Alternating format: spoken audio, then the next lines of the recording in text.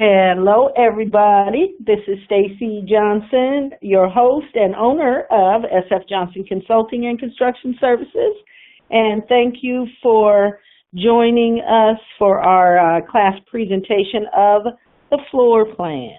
Remember, as always, as good estimators, we are going to review now the scope of work related to the floor plan would be our carpentry, because we're going to build some new walls, right? And depending on the type of walls we are going to build, we will look at either the wood specification, if we are using 2x, 2x4, 2x6, and or we will also look at the spec that involves metals, because if we are using metal studs, we need to know what type, what gauge, all that good stuff. So thanks for joining me today to discuss the floor plan. And we are going to connect screens. We are recording. This is my third time doing this because I keep forgetting to do one thing or the other, or the bandwidth where I'm at isn't good enough. So we are here, boys and girls, and now we are looking at the floor plan. And remember, when we look at a set of construction documents, whatever sheet we're looking at, we are looking with respect to the contractor that needs this sheet or needs to analyze this set. So again, floor plan tells us all about our new wall construction once the load-bearing walls have been put in. And really, this set of construction documents is kind of condensed where we're doing our load-bearing thing and our interior frame, our interior partitions all on the same plan, but that's okay because that's kind of good. Now again, when we talk about framing walls, we need a couple of things. We need to know how many linear feet of wall we're building and how high up the walls are going, AFF, from above finished floor. And so when we look at this floor plan that we have on our screen right now, we have some little blue turquoise dots we see, and those represent section view markers. So couple things you want to think about when you're framing walls. You want, again, how many linear feet of, let's think about it this way, how many linear feet of similar type wall? Because again, as a framer, you have to tell your lumber yard how many studs of varying heights, right? And we know that studs come in equal or even sizes, so we do as little cutting as possible. We want to know from our plans, from looking at our different views, and if you've gone over our class called The Views, we talk about the different views and how to understand going from one to the other, and back and forth. And so go over that too, and that makes this clear. But again, we are the framer, and there's a couple of things we need to know. From the floor plan, and remember our plan view is the view of the project as if we're hovering over, it's an aerial view. From this floor plan, we can determine how many linear feet of wall, because this is a highly dimensioned plan.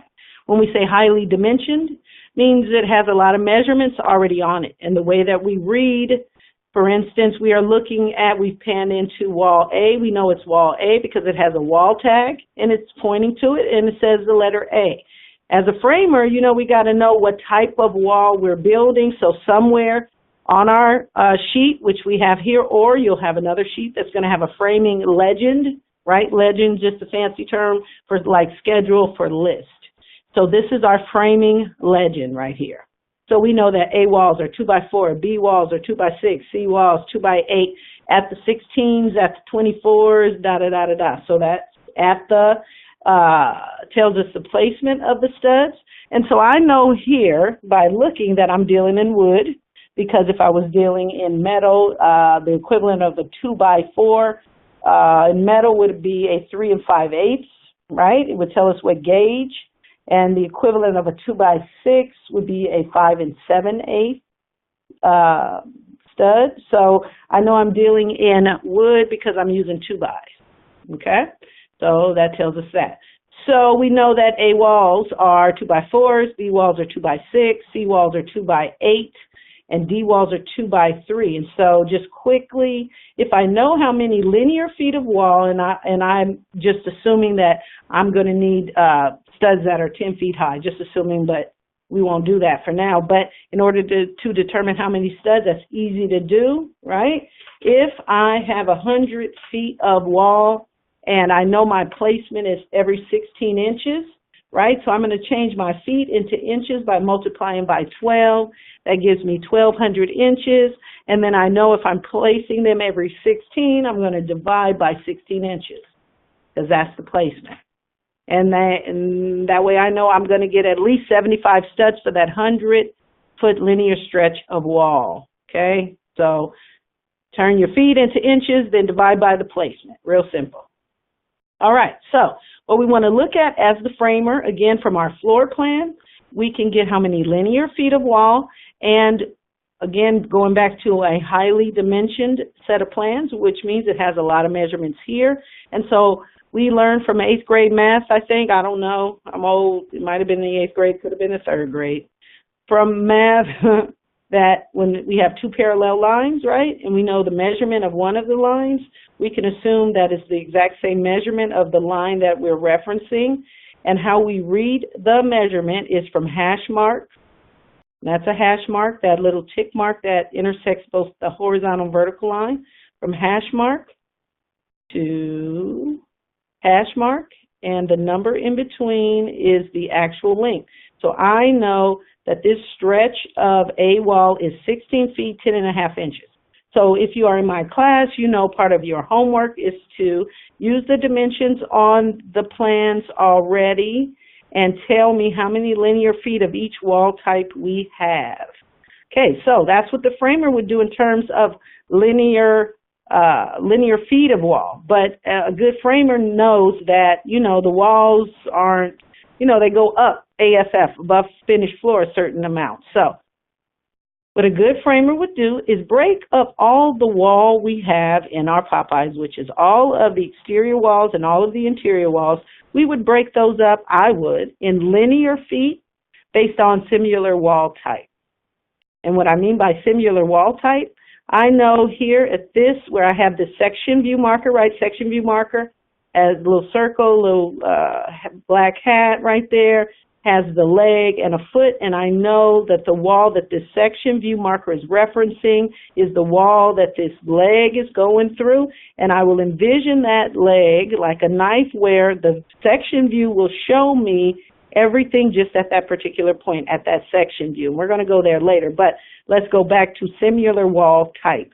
As a framer, I have to break all of these walls into similar wall types so I can order my studs. And so I go back to my A wall because I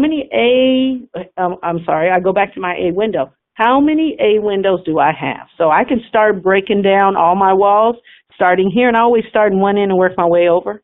Because what the section view markers tell me, the architect is telling me, Stacy, the construction at window A is different than the construction at the door. This is a double door, those wings.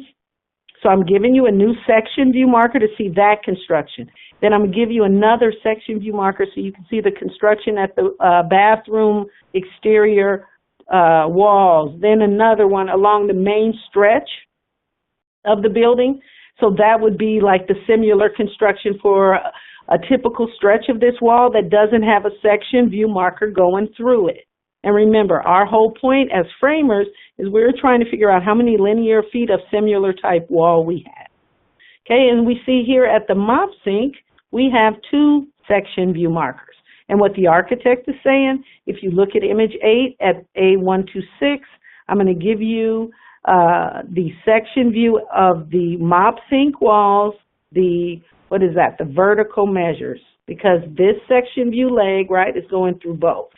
Whereas the horizontal measure of this wall, you're going to look at section view marker 7/A126 to see what's different about that wall construction in terms of height, in terms of blocking, in terms of all that. So let's talk about blocking and height. Okay, so from the plan view of the project hovering over, we can use our dimensions that are on the plan to give us linear feet. We want to break up all of our wall into similar type wall. So for instance, I know the linear feet at window A is about 15 feet. So if I have two of these, which I do, I have a window A at the north and one at the south, that's 30 feet of wall. And so I'm going to look at sections. So I've already eliminated 30 feet of all this wall I got to frame. Okay, so I'm going to go ahead and look at the section view 1 over A426 because I'm the framer, and so I know at least 30 feet of wall that I've got to build is going to be of this similar construction that is depicted in image number 1 on page A426. And we're going to go there. Here we go, section views. Okay, so these are the section views, right? Gets us a little more detail about our wall construction. We know image number 1. So this is this window we're talking about. And we know whatever we see here now, we have broken out. We know it's 30 feet of what we see right there because we're breaking up all of our walls into a similar wall type. And this is the same construction at those 2 locations that we have window A, and we know that that is 30 linear feet. And so I can begin to analyze my studs, my wall construction, and when I am framing, it's to be understood that your stud length or height, AFF, here's FF, finished floor, above finished floor. So now we see as the framer that we have a 2-foot, 10-inch wall underneath our window. And so in terms of, and remember we have 30 feet of this wall. So in terms of buying studs now, I know studs come in evens. So I have to get at least 4-foot studs for 30 feet of wall. When I do that math, I'll know how many, right? So I know I got 30 feet of wall, right? 30 feet of wall, and I'm going to change that into inches. And I think the B walls, which is what that is at the 24s. So I'm going to divide by 24, and so I need 15 studs for that 30 feet of wall. We could have did a little easier. It's not rocket science because every 2 feet. But when it gets at the 16s, you know, you might want to use a calculator. Plus, you want to add 10%, right? So we're going to get about 16 studs for that 30 linear feet stretch, and we know we got to cut them to what? 2 feet, 10 inches. Now, stud heights go from blocking to blocking. This is blocking. So what that shows is that's a 2x6 that we've laid horizontally at the bottom of our stud wall, okay? So we know that's 30 feet of that we're going to need, right? And then here underneath the window, that's another blocking. So we know we're going to need, what, 30 plus 30, 60 feet of that laying on top of each other. We work our way up. This is that window. We're not the window person, so we don't care about the window. And now we have some more blocking here, and this represents like a beam that's going across horizontally now, that 30 feet. We're going to need 30 feet. 30 feet of that, some more blocking, and then we start to determine our stud height again. From blocking to blocking, that's a little piece of stud. Then we block it again with 2x6 on top, and now we have made it to the roof joist, right? That's the roof joist. And then another little piece, right? And then at the top of the roof, the parapet cap, that's about 6-8 feet of stud. So, and then we cap it again, block it again, blocking, okay? So I know this section view that I took from our plan view, which was 1 over 426, I know I'm breaking up all my walls I have to build as the carpenter into sections that are of similar wall type. What I did here, and then too, I helped myself do my materials list too, while I'm doing it this way, okay? So section view, we got a detail view, but in terms of our construction, we may want to look at, you always want to follow the views no matter what your trade is. So that's a detail view. In this class, we won't do that. But section view. View of the project now, you've taken that section view marker and you cut it like a cake, right? And now you see all your internal construction. You see the AFF, above finished floor. What's the length of your studs? Because you need to buy studs. So every section view is going to be different. So this section view 2 over whatever, we don't have a window there, and so, but our concept's the same. Our stud height is going to go from blocking, so it's going to go from the height of the stud for this section view. You know, we're going to get similar wall type, right? So we might have 100 feet of this wall, right? So we know stud height is from blocking to blocking, so we got about an 8-foot stud here. That's great. Not a lot of cutting because studs come in even sizes. And we block it there. Then we go up to our, right underneath our roof joist, right? Because the way a building's built, right, we drop the foundation. Then we build all of these load-bearing walls, all of our exterior walls, our structural set. When you review that, it's going to show what this is because that's part of your structural set, okay? We drop all that. We drop all our walls, and then once all of our exterior walls are built, then we come in and we put our roof trusses on top. Okay? So that's why when we cut holes into our load-bearing walls, which are exterior walls, and we cut holes into those when we install windows and doors, we have to shore up those holes, because when we put that roof on top, if there's nothing here, we've taken a lot of strength away from our building because we put this hole in it. And so that's why we add these structural members. And when we say structural members, it's just a piece of wood. A structural member can be a 2x4, 2x6, glulam beam, whatever. So that's why we put those in the holes in doors and windows to shore up this hole we put in by producing a door or window. Okay, because this roof truss is heavy. And so, you know, we've kind of taken away the strength by putting a hole in it, so we got to shore it back up. That's why things like this, these are called window and door headers. Those are in your structural set because that is a structural member. Okay? So we're talking about our framer that's just framing up walls and stuff. And usually the rough carpentry, all the blocking and stuff too. The rough carpentry. So you want to know how many linear feet you got laying down on top of your stud on top of it. Okay. All right. So let's go back to floor plan. That is what we're going over today. And we are the framer. And so again, what's the framer need to know? Lengths of walls, and then we break up all the walls into similar wall types. So that's the 1 over, let's find where's that section view 2 over something. I bet that's this one. Oh, okay, no, it's this one, the one at the bathroom. Okay, so that's what that wall looks like at the bathroom, that 8-foot wall.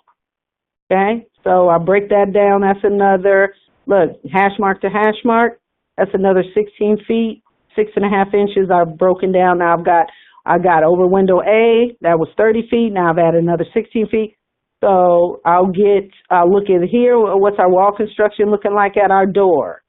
So we'll knock another, 6 feet, 8 inches, right? Hash mark to hash mark, same distance as that, and we're great framers. And not only are we great framers, we are great material quantities people, because that's what we're doing too. When we say we got 30 feet of wall, so we've got 30 feet of block, 60, 90, 80 of 2x4, you're getting a material quantities list, and that is heaven, right? If you go in to bake a cake, you don't just take, you can't just take the list and pay for the list, right? I mean, you can't just take the box, the cake box, right? No, let me equate that.